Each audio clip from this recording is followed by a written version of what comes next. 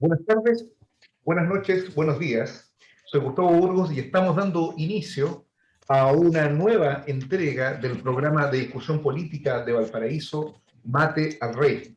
En esta oportunidad estamos acompañados por amigos de la casa, titulares y no tan titulares, amigos de distintos sectores del país y de distintos sectores también en otro sentido, que provienen y se encuentran en nuestros estudios. Estamos en primer lugar con Ariel Zúñiga, que es una figura del espectáculo y las comunicaciones en nuestro país, responsable del programa El Estallido. ¿Cómo estás, Ariel? Muy bien, un abrazo fraterno a todos, a todas las que se conecten en este programa y especialmente también a los panelistas y a los que hacen posible este programa. Y también estamos con Juan Carlos Gómez Leighton, directamente desde la ciudad de Santiago. ¿Cómo estás, Juan Carlos? Él es cientista político. Hola Gustavo, un saludo a todos y a todas también las que se conecten, pero especialmente a la gente que está en el panel, a Marcela, a Ariel, a ti, al compañero que está en la dirección, a todos. Sí, un gusto. Y estoy, hay que decirlo, estoy en Santiago, pero en la comuna de San Joaquín, al sur de Santiago. ¿Santiago 1? No. Santiago 1 está por el norte. El que le pegó a Boric. Claro. Y escucharon su voz. Está también con nosotros Marcel Clot, un hombre de 1000 batallas, considerado el Speed de la política chilena. ¿Cómo está, Marcel? Bueno, hola, ¿qué tal? Saludos a todos, especialmente a los especialistas en hacer bullying a los miembros del panel, a todos, y saludar a Juan Carlos, que conozco hace muchos años, cuando estábamos en la universidad, si se acuerda, compañero. Sí, compañero, me acuerdo perfectamente. Legendaria universidad, sí. No vamos a decir la cantidad de años para... No, eso es información reservada. Exactamente. Bueno, muy bien. Y tenemos los controles en la edición de este programa, un personaje controvertido, un dinosaurio, otros le dicen la bestia de las comunicaciones en este país, el inigualable e inimaginable Sergio Risenberg. ¿Cómo está, Sergio? Aquí estamos, Gustavo, con todo el equipo preparado y listo para entregar un nuevo capítulo de Mate al Rey, saludando a los contertulios. Hemos tenido un término de semana bastante controversial. El candidato del director de este programa, Gabriel Boric, según él mismo ha declarado, habría sido objeto de un combo por parte de algún preso político, ocurrido esto con motivo de la visita que el candidato, acompañado de un grupo de parlamentarios, habría realizado a los presos de la revuelta. Este hecho, como resulta habitual, mereció la condena unánime, generosa, de todos los partidos del régimen, empezando, por supuesto, por el gobierno, quienes al unísono señalaron el repudio de que la idea, esta idea tan centrada de que no es la forma, de que se debe condenar la violencia venga donde venga, y que esto no contribuye, y estas fueron las palabras de Narváez, no sé si lo dijo con cierta ironía, que esto no contribuía a solucionar el problema de los presos políticos. Bueno, estas cosas las estoy citando textualmente, no son parte del humor de Pablo Narváez, pero a veces la política y la historia tienen estas cosas, ¿no? Se nos presentan de esta forma. Marx decía de que los grandes procesos históricos se presentan primero como tragedia y luego como comedia. Y tenemos en este momento una difícil tarea desde cómo encontrar, cómo ubicar estos conceptos si relacionamos al papel que está jugando actualmente el Frente Amplio como una fuerza articuladora del régimen, una fuerza central de la articulación del proceso de transición que se ha abierto a partir del Acuerdo por la Paz, y resulta difícil discernir la manera en que podemos nosotros apuntar cuál de los dos componentes podría ser el de la tragedia y cuál es de la comedia. porque si se trata precisamente de establecer esta comparación, vemos realmente que muchas de aquellas cuestiones que aparecen en el contexto de otros procesos históricos acá aparecen superados, simplemente producto de la comodidad y en general de la poca capacidad que tiene el orden establecido y el régimen de darle un contenido trascendente a las políticas que están llevando a cabo. De tal suerte de que la presentación de un candidato tan poco, tan desconectado del proceso, o sea, tan íntimamente conectado al proceso de transición y tan desconectado con la lucha popular, resulta casi inevitable entender de que este va a ser el desenlace que va a tener Gabriel Boric en cualquier momento en que ponga un pie en la calle. Y esto es un hecho que, al igual que el jarrazo respecto de la ministra Jiménez de la Jara, si la memoria no me traiciona, a manos de Mútica Sepúlveda, estoy haciendo un ejercicio de virtuosismo de memoria, son estos hechos, estos pequeños hechos que a veces marcan todo un proceso. Se trata de anécdotas dentro de las cuales, de las cuales se puede observar este enorme choque, ¿no? Entre, por un lado, el movimiento de masas, en ese momento el movimiento estudiantil, en el caso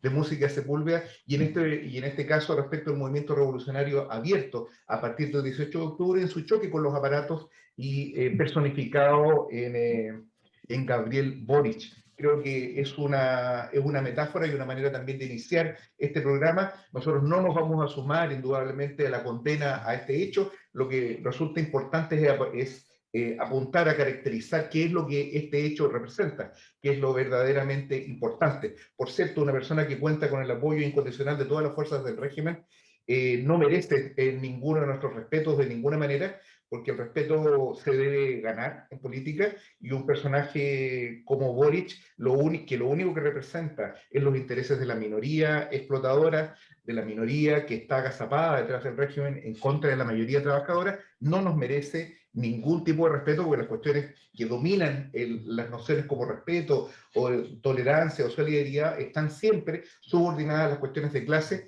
y en ese sentido, en este programa Mate al Rey, que es aquello que invitamos sábado a sábado a nuestra audiencia, es un programa que tiene posición dentro de la trinchera de la lucha política nacional. Dichos estas palabras, partimos con Ariel Zúñiga para que abra fuegos respecto de los últimos hechos que han ocurrido durante la semana. Ariel. Bueno, la realidad no ha dejado de sorprendernos, no hemos tenido la oportunidad de tener una calma para sopesar lo hecho. Estamos en esos momentos en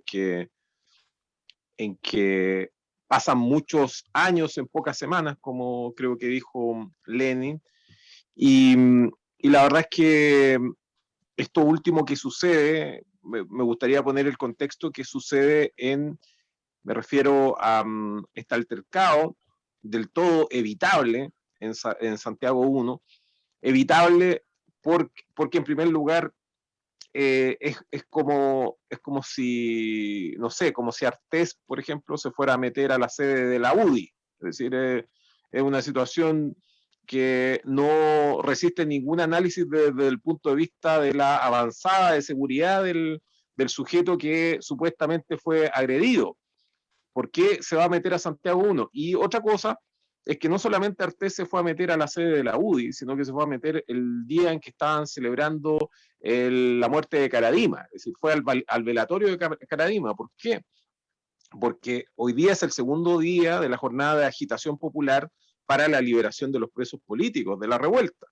Entonces, en medio de esta situación, además, considerando de que por mientras Gabriel Boric estaba en Santiago 1, se estaba alegando la causa del carabinero Maturana, que es el principal agresor de Fabiola Campillay, y que además fue liberado por la corte, por la infame, porque hay que decirlo con todas sus letras, con la infame Corte de San Miguel, lejos la más corrupta que tiene nuestro corrupto sistema judicial, lejos la más reaccionaria de nuestras cortes, de todo el país, es la Corte de San Miguel, semillero de los peores jueces que han llegado a la Corte Suprema, semillero de los peores funcionarios judiciales de todo el país, la Corte de San Miguel, y que siendo la Corte de San Bernardo tutelada por este poder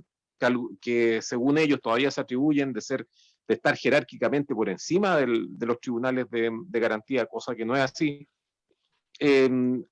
resultó insólito para muchos de que la jueza de San Bernardo, que está bajo la tutela de la Corte de San Miguel, dictara una resolución tan audaz como ajustada en derecho, como enviar a la cárcel de Santiago I al carabinero Maturana.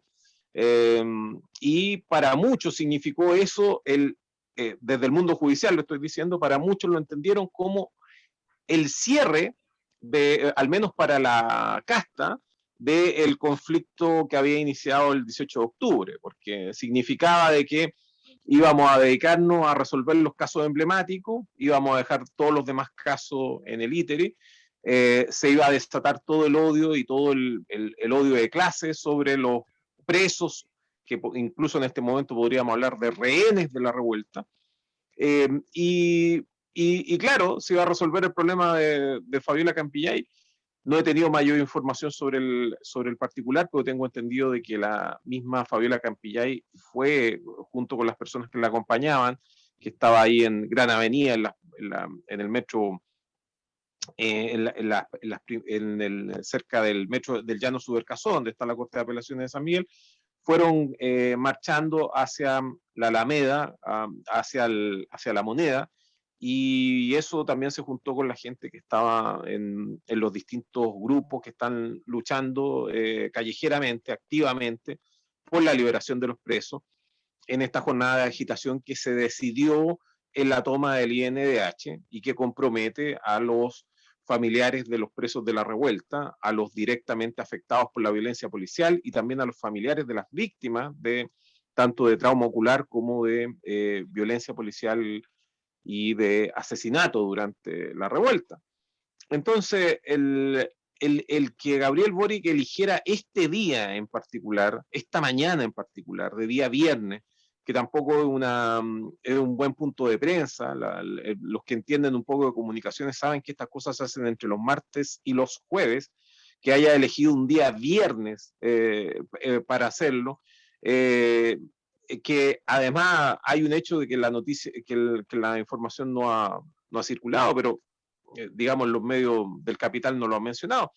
Hoy día comenzó una movilización nacional de gendarmería y el primer grupo que se movilizó fue el de Santiago I. Entonces había un déficit de custodia en Santiago I. La situación que se vivió con Gabriel Boric no han trascendido imágenes, pero fue mucho más seria, que obviamente lo que trató de tapar una vez más un tipo que ya es un mitómano patológico, ya un mitómano serial, que es Giorgio Jackson. Cuando se supo el asunto de que él había constituido esta fundación Giorgio Jackson, pro ayuda a Giorgio Jackson, dijo que era una fake news y que era mentira. Se mintió. Luego dijo, Giorgio Jackson le he leído en el último año al menos 15 mensajes acusando a determinadas personas diciendo que están realizando fake news, es decir, difundiendo noticias falsas, lo hace desde el Twitter, y como le ha salido gratis, lo vuelve a hacer. Salió un comunicado de Gendarmería, de la Asociación Nacional de Funcionarios de Gendarmería, explicando que la situación que había ocurrido, y lo explicaron desde una forma burocrática, poniéndole paños fríos, pero la situación como ha trascendido por las personas que han estado directamente vinculadas, por la gente que conoce Santiago I, la situación fue bastante seria. Podría haber traído mayores consecuencias. Es importante siempre señalar que, a diferencia de lo que dicen los medios del capital, los jóvenes que están presos por la revuelta no son bestias, y esa es la razón por la cual este tipo creo que recibió solamente un combo, pero estaba superada la guardia, y eso también significa, según los relatos, de que la comitiva con la que él ingresó, que es una comitiva con sus asesores, que además estuvo un buen rato dentro de Santiago 1 sin poder salir hasta que llegó un piquete a sacarlo, realmente fue algo inolvidable para ellos, cosa que me parece que es justo reconocer y valorar y también incluso celebrar, a diferencia de lo que todos los puritanos de las redes sociales virtuales empiezan a decir de que ese tipo de cosas son injustificables, olvidando de que estamos hablando de personas que están presas, olvidando de que estamos en un lugar en donde no se respetan los derechos humanos y olvidando de que él eligió el peor momento para ir a realizar esto. Si esto no fuera poco, que una actitud provocativa que probablemente tiene que ver con esta frialdad absoluta, que me acuerdo haberle escuchado a un periodista mencionar como uno de sus atributos a Gabriel Boric. Recordemos que Piñera también tiene esa misma frialdad absoluta, incluso podríamos decir que están ambos, los dos son parte evidentemente de la misma patología. La diferencia es que uno tiene más dinero que el otro, pero obviando ese asunto, pareciera que los dos tienen la misma estructura de personalidad. Bueno, tenemos un hecho que en realidad da para mucho. La cuestión Boric probablemente, claro, que aquí hay una intención de victimizar al victimario, ¿no? De transformar al responsable, a uno de los responsables de que estén precisamente los presos de la revuelta en la cárcel, transformarlo a él en la víctima de quienes fueron precisamente encarcelados como resultado del accionar político de este siniestro personaje. Juan Carlos, ¿cómo lo ves tú? Bueno, es complejo poder analizar la situación y la toma de decisión que hace el candidato de presentarse a un recinto donde sabe y tiene conocimiento previo, porque han habido una serie de manifestaciones en que no va a ser bien recibido, a pesar de que él va a visitar a un preso político que su madre había fallecido y no lo habían dejado salir al funeral.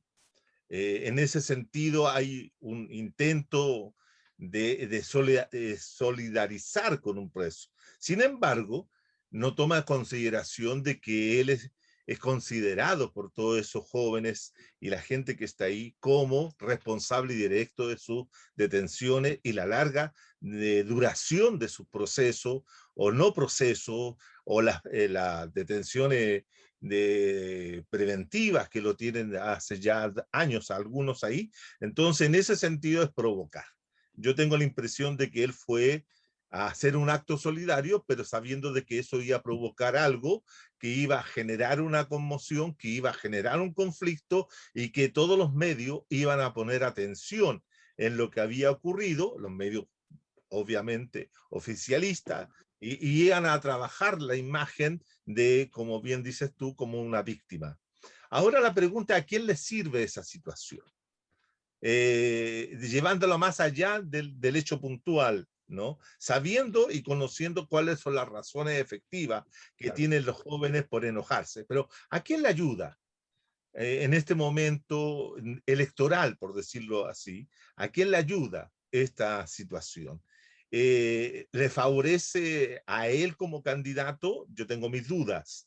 ¿Le favorece a los otros contendientes relativo al gobierno? Yo creo que le favorece más al gobierno, por lo que bien que decía Ariel, que concretiza, focaliza, ¿cierto? Puntualiza en una figura la responsabilidad total de tener a los jóvenes encarcelados y dilatar aún más el proceso de discusión de la amnistía o el indulto que podía ser favorable a esta gente, a estos muchachos, ¿no? Entonces, en ese sentido, todo esto puede haber sido un accidente que se transforma rápidamente en una operativa política comunicacional, que lo pone a él saliendo de aquí hasta el lunes, me imagino, en todos los programas de fin de semana de análisis político oficiales, el hecho mismo, todo opinando sobre eso. Entonces, colocando la figura de Boric en el primer plano.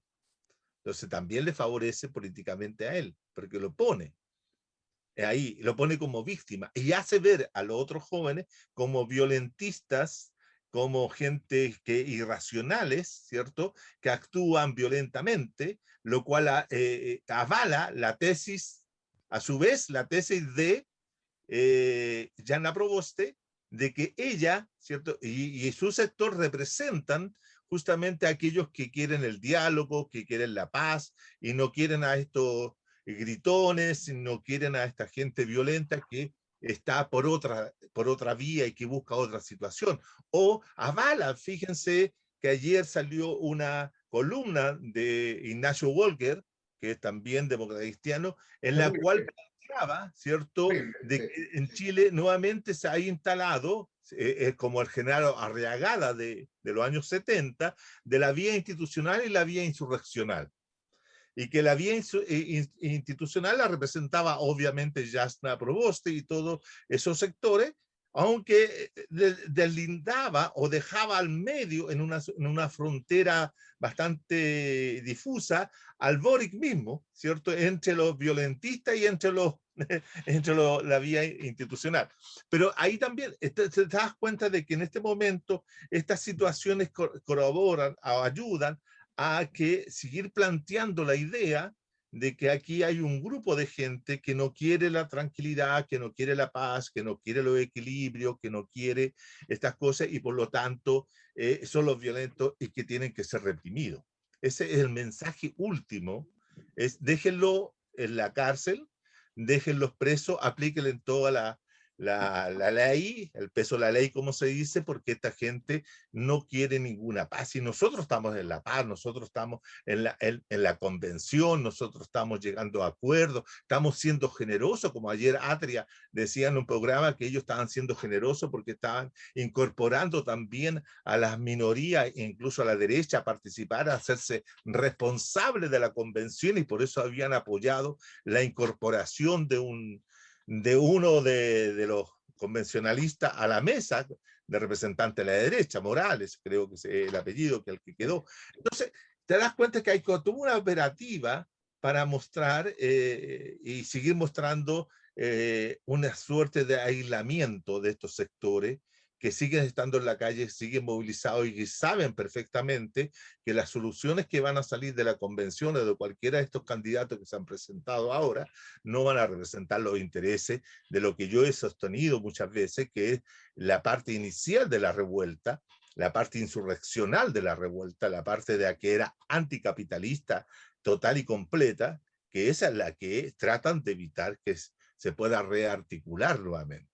Entonces yo tengo la impresión de que lo actuado nuevamente por Boric es parte de de un manejo comunicacional para estar, porque de repente es como que la primaria entre Narváez y Proboste y Maldonado, como le venían a quitar un poco de imagen o de espacio público o de espacio comunicacional, porque de aquí hasta el 21 íbamos a tener todos los medios hablando de eso y no hablando de su actividad. Entonces, esto también es parte de toda una parafernalia que tratan de desviar la atención de las cosas correctas o de las cosas adecuadas o las cosas que la gente está demandando. Es decir, por ejemplo, tapan lo que hoy día, lo que bien también decía Ariel, tapa lo que fue esta situación de mandar a Maturana, al capitán responsable del cegamiento de Fabiola, ¿cierto? A Campillay, ¿cierto? Fabiola Campillay. Entonces, tapa eso. Tapa también el inicio de la discusión del cuarto retiro. Entonces hay una serie de situaciones que van tapando en ese sentido y van encubriéndolo para que él quede siempre en primer plano. Boric es una persona que tiene esa actitud, ¿no? la historia nos revela las operaciones de bandera falsa, ¿no? Como fue el inicio de la invasión alemana sobre Polonia, estuvo marcado por un supuesto ataque de un comando de polacos que habrían atentado en contra de una antena de comunicaciones del Reich, hecho que habría justificado entonces la invasión sobre Polonia. Muy probablemente detrás de esta cuestión está precisamente la necesidad de aislar el reclamo que va tomando cada vez más fuerza a nivel popular en orden a amnistiar a los presos de la revuelta. Marcel, ¿cómo lo ves desde tu óptica este escenario que ha abierto estos hechos? Bueno, y una serie de cuestiones ligadas al tema de los derechos humanos y la Convención Constitucional. Bueno, mira, yo tiendo a coincidir con la opinión de Juan Carlos en el sentido que esto no es una provocación simple y digamos, una jugarreta, ¿no? Para aparecer en los medios. Yo creo que esto fue pensado, fue imaginado. Esta gente que está en el Frente Amplio son parte del modo de hacer política de nuestro tiempo que pasa por esto de estar en los medios, ¿no? Cualquiera sea la razón por la cual estamos en los medios, estamos en los medios. Y esto yo creo que tiene una lógica bien coherente. Primero, como decía Juan Carlos, aislar a los presos políticos. Los presos políticos son la expresión más nítida, más contundente, más preclara de lo que fue el estallido social llamado por nosotros como Rebelión Popular de octubre del 2019. No son niñitos que están presos que tiraron piedra. Hoy día simbolizan, son el rostro de lo que fue ese movimiento popular, ¿no? Por lo tanto, presentarse ahí, provocarlo, ¿no? En el fondo ir a reírse en la cara de ellos porque yo soy candidato a presidente y ustedes siguen presos, ¿no? Y yo soy el que firmé el acuerdo por la paz y yo los mandé para acá, ¿no? Entonces es una provocación que tiene un sentido político. Primero aislar, ¿no? y sindicar, digamos, identificar el rostro vivo de la expresión popular como algo delictuoso, violento, agresivo, ¿no? Porque en el fondo, ¿con qué compite el Frente Amplio hoy día? El Frente Amplio nace para representar a esos sectores de izquierda que son críticos de la concertación y de lo que ha sido la postdictadura, ¿no es cierto?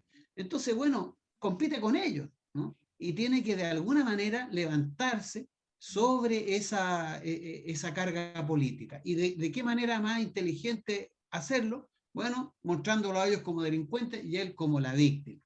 Ahora, está también lo que hace Boric en la lógica, como yo le decía anteriormente, en la lógica de lo que hace hoy día, lo que es hoy día la acción política. Esto no es muy nuevo tampoco. Yo me acuerdo que los primeros políticos de la concertación también decían esto, ¿no? No importa que hablen mal de ti, la cosa es que hablen de ti, ¿no? Y usaban los medios como una forma de estar presente en el debate político, ¿no? Ahora, lo grave de esto es que coincide también con lo que está pasando con la Convención Constitucional, que ha perdido visibilidad, se han dedicado a hacer reuniones internas, perdieron la voz en materia de apoyar a los presos políticos, ya no se ve a la Convención Constitucional hablando, o miembros importantes de la Convención pidiendo la liberación de los presos políticos, ya no se ve a la Convención hablando en contra de la AFP, en contra de la propiedad privada del cobre y los recursos naturales. Están hoy día haciendo un trabajo burocrático, confinado a un edificio, en donde la política no pareciera pasar por ello. Y de hecho lo preocupante, muchos esperábamos que con el éxito que tuvo, por ejemplo, la lista del pueblo en la convención, se levantara una suerte de dirección política, una voz en el país. No está. Se sigue Chile y la clase trabajadora huérfana de una dirección política. O por decirlo así, de un proyecto político que de alguna manera enlace lo que fue el movimiento estudiantil del 2011, del 2006, el movimiento contra la AFP, lo que sale como resultado de la expresión popular de octubre del 2019. Bueno, el asunto es que aquí la política sigue siendo dirigida, sigue siendo manipulada por la clase política que está hoy día, ¿no? Al servicio, ¿no? Desde Boric hasta pasando por los comunistas, pasando, bueno, por los de siempre, sigue estando de alguna manera en concordancia, en articulación con los intereses de la clase empresarial, los que manejan Chile, los dueños de Chile. Y eso es lo preocupante, eso es lo que nos pone ansiosos y eso es lo que nos también decepciona respecto a lo que ha pasado en política en estos tiempos. Hay una frase de Gramsci, que es un autor que le gusta mucho a Sergio Risenberg, Y que a mí dice, muere de viejo y no de sapo. No sé si la conocen, ¿no? Perdona, ¿cómo es la frase? Muere de viejo y no de sapo, ¿no? Es una frase que dijo Gramsci y que habitualmente lo cita. Yo recuerdo en muchas oportunidades, Sergio también lo ha comentado, y esa frase se me vino a la cabeza con motivo de la declaración que prestó el presidente Piñera frente a la fiscal Peribancis de acá del Paraíso, quien conoce respecto de la querella deducida en contra del presidente Piñera y en contra de su gabinete, de las cabezas de su gabinete, con motivo de la responsabilidad que les cabe por la Comisión de Actos de Lesa, de la Comisión de Actos de Lesa Humanidad, con motivo de la represión del levantamiento popular de octubre del 2019. En la tercera, siguiendo este razonamiento, describe más o menos la declaración de Piñera. Y esto es una declaración bastante interesante porque él deslinda toda responsabilidad respecto a estos hechos. Es una declaración bastante calculada en la que le atribuye toda la responsabilidad respecto al proceso represivo a una especie de autonomía que tuvo carabineros en particular, no las Fuerzas Armadas, que fueron destacadas para aplicar y llevar con sus tanquetas y simbolizar de alguna manera las fuerzas de la dictadura que están agazapadas detrás del régimen, sino que directamente respecto de la institución de carabineros. Esto es un hecho que me parece sumamente importante, es parte del travestismo político que caracteriza a este proceso y que nos pone además en una disyuntiva del momento que precisamente el reclamo por la liberación de los presos políticos y el castigo a los asesinos, empezando por Piñera, se transforma en un reclamo democrático de una gran magnitud. Yo no sé si cómo ve este tema, particularmente el carácter que tiene este avance, Ariel, sobre el tema de la cuestión de este proceso penal que está radicado en el Ministerio Público de acá de Valparaíso. Bueno, una de las preguntas que me hizo un auditor en el último programa, que lo transmito los días miércoles, y el programa en directo, lo hizo en directo a través del teléfono, fue cómo Piñera había podido viajar a Perú, considerando, digamos, su delicada situación legal. Podría estar bastante vinculado a esto que mencionas, Gustavo, de que la justicia internacional actúa por defecto de la justicia nacional. El principio, la judicatura internacional y la persecución extraterritorial de los delitos va a hacer siempre espacio para que primero esta ropa sucia se lave en casa. Eso puede explicar que Piñera, luego de haber dado esta declaración, pudiera, y obviamente luego de negociar y mirar bien alrededor, porque esas situaciones requieren de una avanzada presidencial eficiente, del trabajo del cónsul, de los embajadores, para que sepan de que él no va a correr riesgo, de que llegando al aeropuerto en Lima lo filmen un capítulo de esto que dan en el cable, Operación Aeropuerto, pero con Piñera, es decir, metiéndolo, pasándolo del aeropuerto a una cárcel, tal como pasó en Chile con Fujimori. Entonces, obviamente hay ahí un trabajo y que permitió que Piñera por fin pudiera salir del país porque estaba padeciendo de la misma orden de arraigo de facto de la cual la que sufrió el tirano anterior que fue Pinochet. Hay algo que no mencioné en el programa del miércoles y que lo voy a tirar acá como pildorita. es que dentro de la comitiva de Piñera a Lima se encontraba también el cantautor Alberto Plaza, que se contagió de COVID, y esa es la razón por la cual se tuvo que bajar de esta actividad. Luego él andaba difundiendo de que él tenía agendado un concierto en Lima. Se refería a ese concierto precisamente Alberto Plaza. Lo cierto es que el presidente Pedro Castillo fue bastante, podría decirse de mal gusto lo que dijo, pero fue bastante correcto también en la forma en que lo expresó y contundente al mismo tiempo, porque en el discurso de la toma de mando dijo que los delincuentes tenían 72 horas para irse de Perú. Entonces con eso quedó claro que la visita de Piñera no se podía extender más allá de eso. Entonces, también hay una claridad sobre ese asunto. Respecto a el que Piñera esté descargando en Carabinero, me parece que Gramsci también dijo eso de que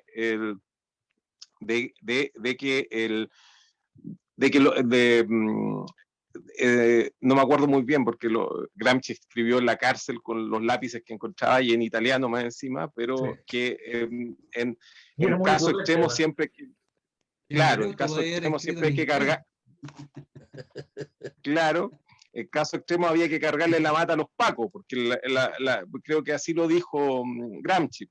Porque Pinochet hizo exactamente. Claro, Carabinieri. Claro.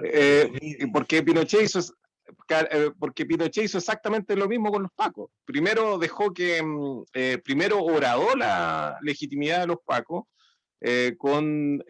bueno, pensemos en el golpe mismo, de que fue Carabinero el que resistió inicialmente el golpe de Estado. Había sido Carabinero el que había resistido el tanquetazo. Pero luego Pinochet no tuvo ningún problema en horadar la legitimidad de Carabineros y dejarlos solos frente al horror de los hornos de Lonquén, el comando conjunto, luego el degollamiento de los profesores secuestrados en el latinoamericano. Cuando llegó la hora de los cubos, todos sabemos que casi 8 de 10 de los que están presos en Punta Peuco son pacos. Y de los que han tenido que pasar canazos largos han sido todos pacos, salvo los casos emblemáticos, que esto funciona bajo la lógica de los chivos expiatorios y claramente fueron negociados políticamente, del Mamo Contreras, de Krasnov y de Espinosa. Salvo esos casos, el resto de los que terminaron presos fueron pacos, porque si uno compara las atrocidades de esos pacos con, por ejemplo, las atrocidades de Cristian Lavé, uno los ve prácticamente o a la par o incluso como niños de pecho. Sin embargo, la situación ha sido así. Entonces, Piñera está siguiendo la misma táctica y al mismo tiempo también nos refiere al mismísimo 18 de octubre a preguntarnos qué es lo que ocurrió ese día, porque bien poco se ha dicho, y cuál es el rol de los carabineros en esa historia, porque pareciera que el caos se desata porque Carabineros abandona las calles, y lo que aún no está claro es por qué Carabineros abandonó las calles. A mí me da la impresión de que hubo una negociación hostil entre Piñera y Carabineros en ese día, y que gran parte de lo que ocurrió en el estallido social son cuestiones que no sabemos, no tenemos claridad, sabemos nada más que tenemos algunos bases de información, algunos elementos de información, pero no tenemos lo suficiente como para concluir qué es lo que ocurrió ese día.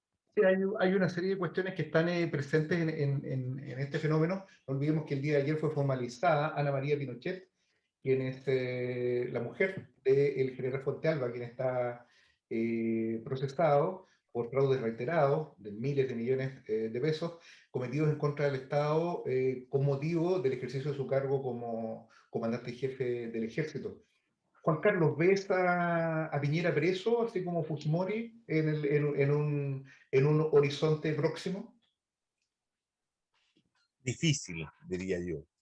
Difícil porque para que se produzca una situación como esa, debieran darse algunos acontecimientos, concurrir algunas variables sociales y políticas que yo no veo que estén muy presentes en la actual coyuntura para provocar esa situación.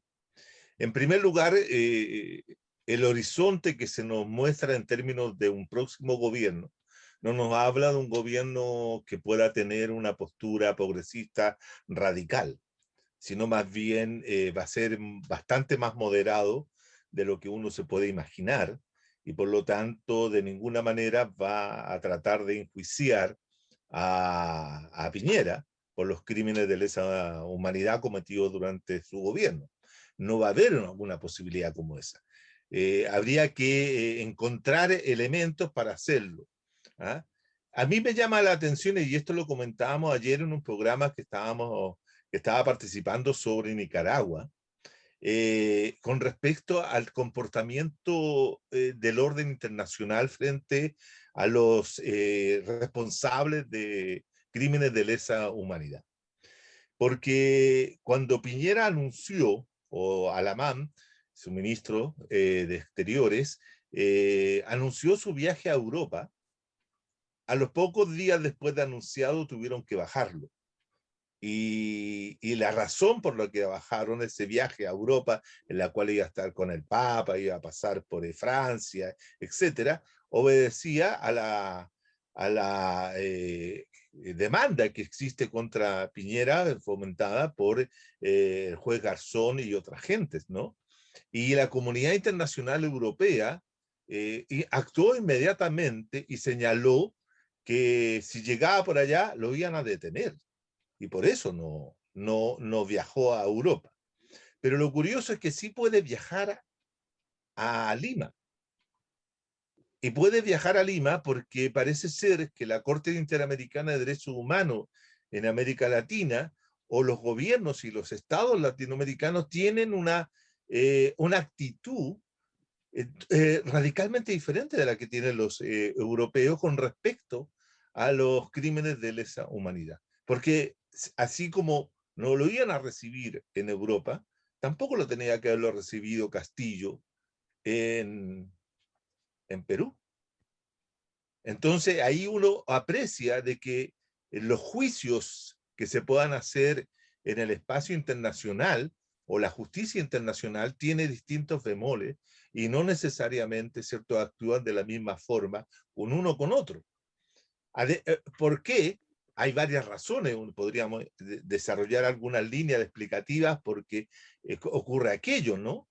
Entonces, ayer vemos en una imagen a Piñera conversando muy animadamente con Castillo en el avión o en el helicóptero, y al medio estaba nada menos que el Evo Morales. ¿Me entiendes? Entonces, hay que generar condiciones de derecho internacional para poder hacer que todos estos personajes que tienen responsabilidad en la violación de derechos humanos no puedan pasearse ni por América Latina ni por todo el mundo libremente, porque son responsables. Entonces, en ese sentido, yo tengo la impresión de que toda la discusión que se desarrolló a partir del año 1998 en adelante a nivel internacional acerca de la justicia internacional, como que se diluyó después del caso Pinochet y ha ido perdiendo fuerza. Entonces, si te das cuenta que en América Latina, ¿cierto?, no se puede tomar una misma decisión que se toma en la comunidad europea, en que le impiden. Acá no, el tipo va. Incluso cuando quiso ir a Paraguay, si no me equivoco, a Paraguay, no a Uruguay, desde Uruguay le dijeron que no fuera. En Uruguay fueron mucho más fuertes en ese sentido, y eso que era un gobierno de derecha el que asumía. Era el partido conservador, el partido blanco el que asumía, y le dijeron que no. Y acá, en un gobierno, en un presidente que es progresista o que se presenta como progresista radical, lo admiten. Entonces yo tengo la impresión de que ahí hay un tema. Si no podemos hacerlo acá, imagínate, ¿con qué? ¿De dónde va a salir? Porque aquí hay un dato que decía Marcel, que yo estoy muy de acuerdo con él. Aquí hay un problema de dirección política. Hay un problema de quién puede conducir un proceso de cambios, puede conducir un proceso de radicalidad de todas las formas de lucha que se plantearon a partir de octubre en adelante, porque aquí se ha aceptado gruesamente el camino, como diría Holker, el camino institucional, político institucional.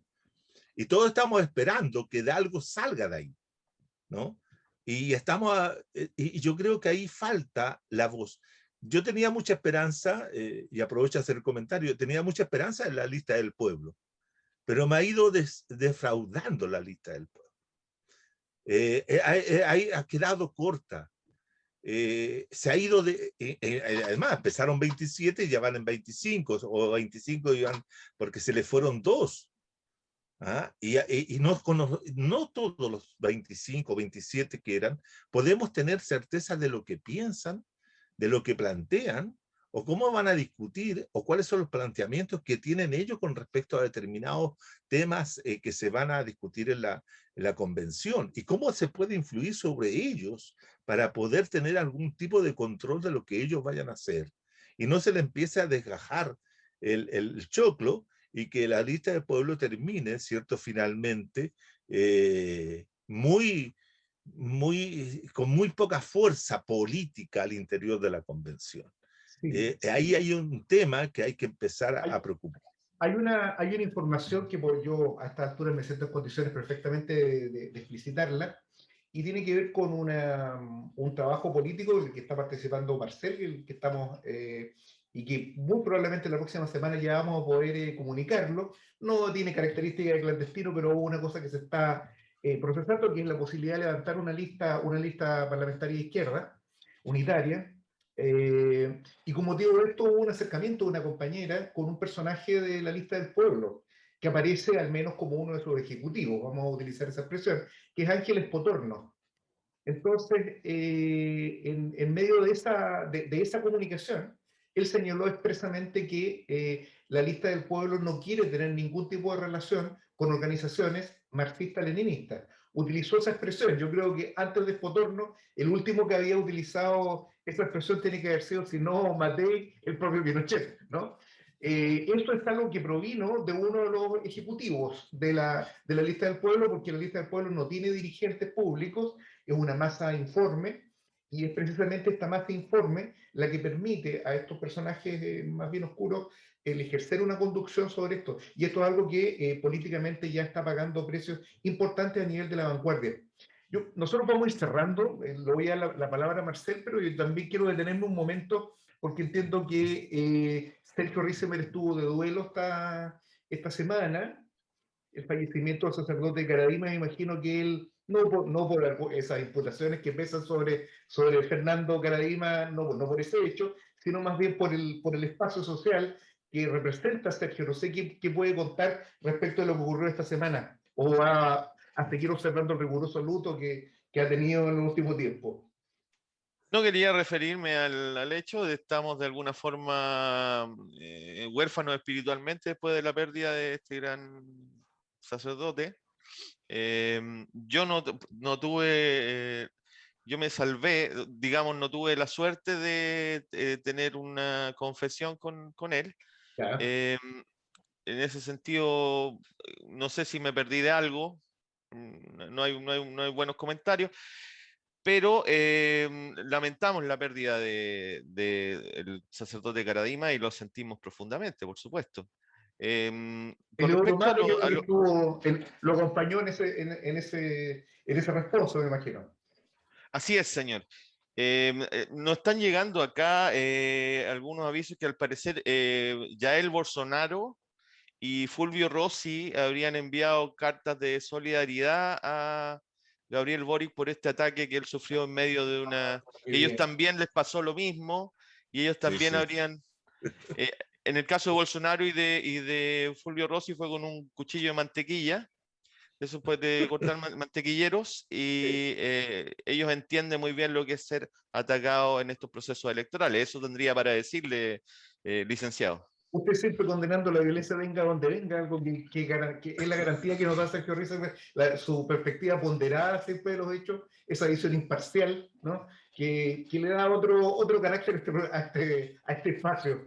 Marcel, un poco cerrando, estamos ya licenciado, a mí me parece que el caballero ese que habló con usted ¿Tú en el pasado trabajaron junto con este señor de don Marcel Clos? ¿Hay algo ahí? ¿O hay una historia No de lo eso? sé, yo el cotilleo no lo manejo mucho, no sé, Marcel, si tiene algún descargo que formular sobre ese hecho. Con Juan Con Carlos, Espotorno. dices tú. Con Espotorno. Con Espotorno. Sí, el hombre, No, no conmigo no, compañero. Yo sigo siendo marxista-leninista. sí, el hombre estuvo ahí a la guaita ahí cuando levantamos la candidatura el 2013 y el hombre participó de manera bastante activa, ¿ya? Y le tengo particular afecto y cariño porque él se encargó de insultar a medio mundo en mi nombre a través de las redes sociales.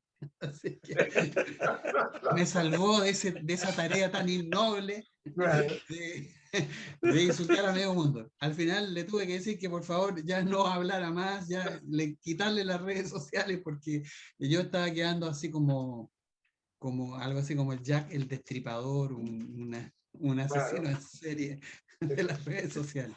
¿Ah? Así que sí, lo conozco bastante bien y pertenece a ese género de actores políticos que yo veo que están ahí esperando su oportunidad histórica para entrar en la clase política, en Versalles, y nada más. No tenía. Él estaba muy ligado a la familia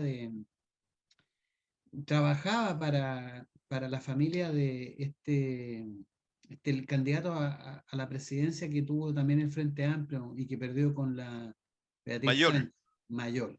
Alberto Mayor. Alberto Mayor. Él trabajaba con las empresas porque él es publicista, ¿no? Yeah. Y le hacía la publicidad a las empresas de la familia Mayor.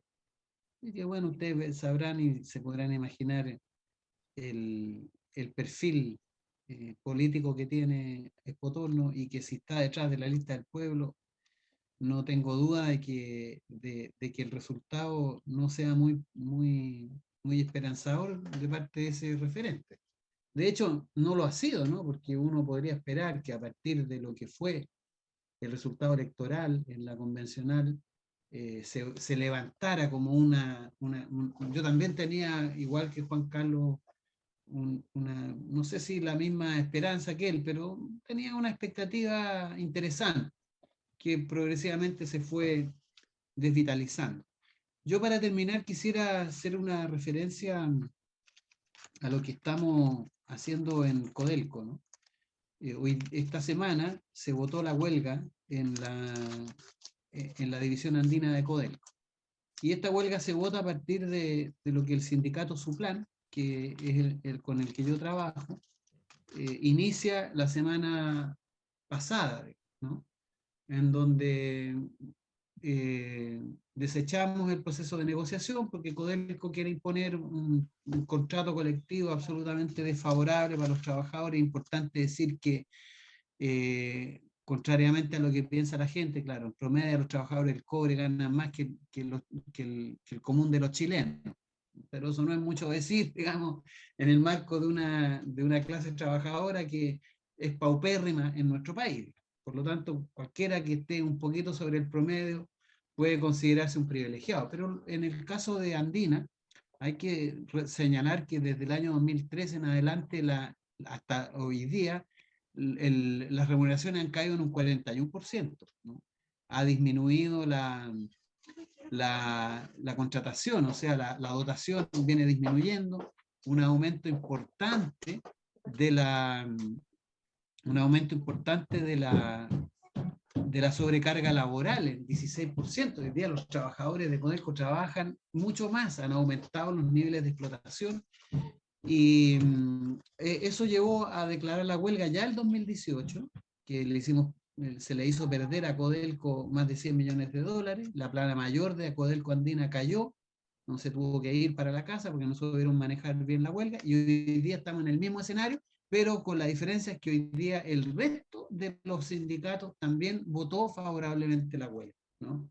Por lo tanto, estamos en un escenario interesante y yo espero que este sindicato, Suplan, que ya dio una lucha importante por los derechos de los trabajadores, pueda hoy día también levantar lo mismo y lograr apoyar la lucha de todos los trabajadores de Chile, porque dentro del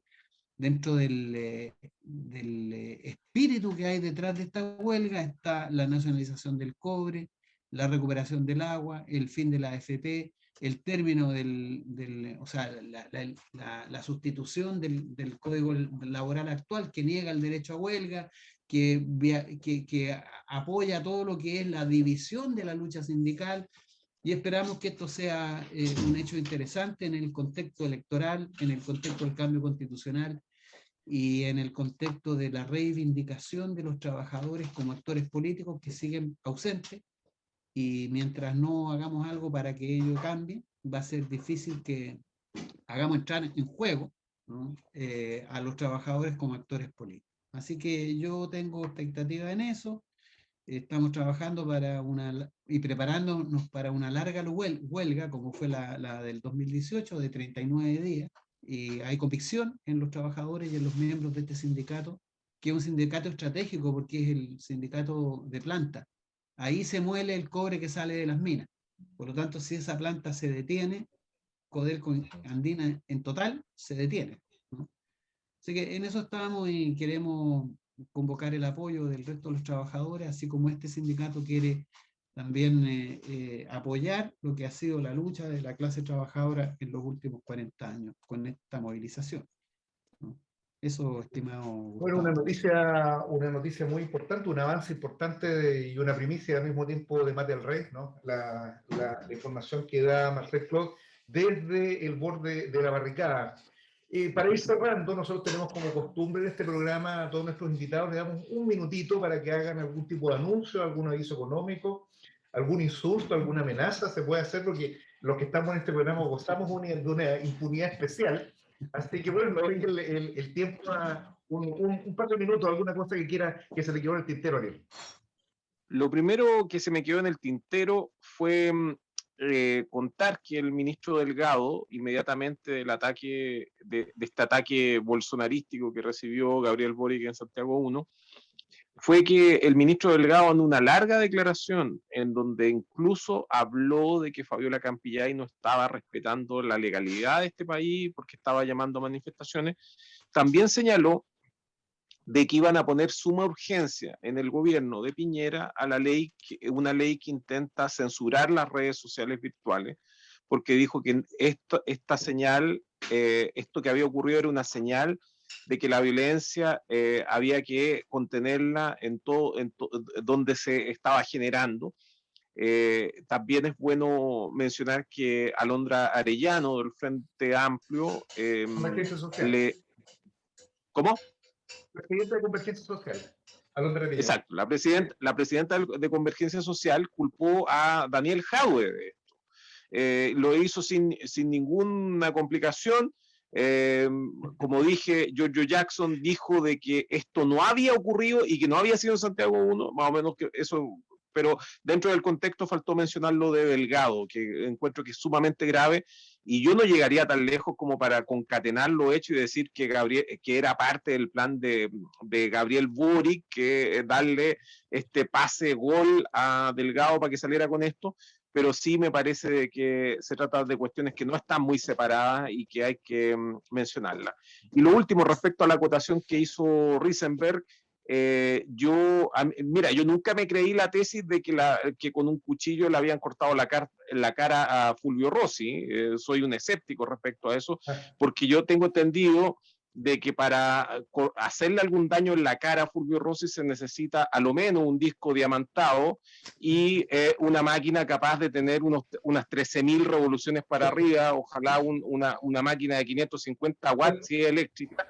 De lo contrario, creo que es imposible, al menos yo desafío a cualquiera, por la dureza que tiene, lo duro que tiene la cara Fulvio Rossi, no le va a hacer un daño si no es con esa infraestructura. Eso. Tendría que ser unos mineros de Andina, probablemente los que se hagan cargo de esa labor. Juan Carlos, su minuto de confianza. Bueno, yo expresaría en este minuto de confianza tal vez una preocupación. La preocupación de que lentamente nos podemos ir quedando si los acontecimientos se van urdiendo de tal forma, nos podemos ir quedando sin una izquierda, dada la confrontación permanente que hay entre los distintos sectores que se pueden identificar como tal. En la izquierda se ha visto después de la primaria un desglose, un desgranamiento, una situación que hace que temer que no podamos presentar o no se pueda presentarse en las próximas elecciones o en cualquier proceso una izquierda anticapitalista, antipatriarcal, feminista, ecosocialista, etcétera. Yo veo con temor esa situación y creo que hay que poner mucha voluntad de cada uno de los distintos grupos que existen, que no son los mismos grupos que aparecen siempre en los medios, sino que son una serie de grupos que existen en la sociedad chilena, pero que nos están articulando para poder constituir una alternativa de izquierdas actual, como digo, anticapitalista, ecosocialista, progresista en ese amplio sentido, ¿no? Y eso es lo que me preocupa. Me preocupa que estos procesos se vayan cerrando y se vayan cerrando hacia los mismos sectores que hicieron que existiera el octubre del 19. Esa es una preocupación que tenemos que tomar en cuenta y poder lograr constituir ese espacio de izquierda como para canalizar situaciones como la que decía Marcel, como de la lucha de los trabajadores que se están dando sectorialmente, muchas veces dispersas a lo largo y ancho del país, pero sin ninguna conexión. Yo tengo la impresión de que la izquierda chilena está perdiendo en este momento. Es más que una situación de pasar un aviso económico, es como pasar una advertencia que yo estoy observando que no tenemos constituida una izquierda. Bueno, esta severa admonición de Juan Carlos pesa también sobre todos y cada uno de los que estamos en este programa, y en general pesa sobre la izquierda revolucionaria en nuestro país, en la que históricamente ha demostrado su incapacidad de conformar y de estructurarse como una nueva dirección política de los explotados. No deja de ser elocuente la circunstancia que después de todo el proceso que hemos vivido, y no estoy hablando solo de los últimos 30 años, probablemente estoy hablando de los últimos 100 años, finalmente la izquierda haya terminado discutiendo entre una alternativa socialdemócrata con un componente stalinista y una alternativa socialdemócrata con un componente liberal, como son las de Jadwe y Boric. Esto es responsabilidad nuestra, nosotros no podemos echarle la culpa al empedrado. Es fundamental y yo creo que hay que tomar la aposta que dice Ignacio Walker, ¿no? Cuando él plantea de que aquí hay dos visiones. Por supuesto, hay dos visiones porque son intereses de clase antagónicos los que sacuden y tensionan la lucha de clase en nuestro país. Y es cierto, hay uno que él llama los institucionalistas, creo que es la expresión que utiliza, bueno, que no es otra cosa más que la contrarrevolución, y de otro lado las fuerzas de la revolución, aquellos que creemos de que es precisamente en este escenario, en el terreno que se demostró el 18 de octubre. Yo creo que todos los escépticos, todos los granchianos como Sergio Risenberg, que ya habían hace rato, que habían colgado los guantes, ¿no? Y habían dicho, bueno, esto necesariamente va a transitar por el terreno institucional. No olvidemos que el año 90 hay un personaje, un japonés, que siempre se me olvida, y siempre digo que es Kurosawa, es imposible que sea Kurosawa, y es que escribió el fin de la historia, ¿no? Francis Fukuyama. Fukuyama, exactamente. Entre Fujimori y Kurosawa se me confunden, y Sao Tomita también se me confunden. Pero bueno, el de la central nuclear, el de la central nuclear. Es que con su amigo Garay, me acuerdo que él me contó un poco una historia relacionada con eso, pero que es muy amigo de Sergio. ¿Y cómo se llama? ¿Qué es lo que quiero apuntar? Ahí hay una cosa bien significativa. El año 90 se marcó el fin de la historia después de la caída del muro de Berlín. Y lo que revela el 18 de octubre, para muchos, sobre todo de mi generación, es que evidentemente el 18 de octubre marcó un estallido revolucionario que plantea cómo se pueden resolver las cosas en nuestro país. Y es necesario que, así como todas las fuerzas políticas en estos momentos se reclaman herederas del Acuerdo por la Paz, porque se reclaman de alguna manera como hijos de Walker, ¿no? Hijos de la institucionalización, de la sumisión. Los mexicanos creo que dicen hijos de la chingada, ¿puede ser? De la chingada. Exactamente, los hijos de la chingada, ¿no? De los Pocahontas. También existe el otro camino, ¿no? Que somos nosotros, los que somos hijos de la revuelta, del levantamiento popular, como le decimos aquí, nosotros reivindicamos esa lucha y porque la hacemos propia. Ese es el objetivo que desde las pantallas de Mater Rey estamos tratando de llevar adelante. Agradezco la presencia inestimable de Ariel Zúñiga. El pueblo estallidista reclamó insistentemente su presencia en este espacio y finalmente hemos logrado tenerlo. Esperemos poder tenerlo más seguido acá. Lo mismo a Juan Carlos Gómez, quien en otras oportunidades y en otras barricadas también nos hemos encontrado. Juan Carlos, muchas gracias por estar acá. Gracias. Y por supuesto siempre el inestimable e inextinguible Marcel Clot, también quien es un hombre absolutamente de la casa. Le agradezco este asunto. Y sin más, y despidiéndome también de Sergio Risenberg, que imagino que debe estar con algún... que no lo veo en este momento, pero bueno, imagino él es un hombre silencioso, cáustico, y también me despido de él. Así que, sin más, dejamos hasta acá Mate al Rey. Nos vemos. Chao. Chao. Hasta luego, amigos. Hasta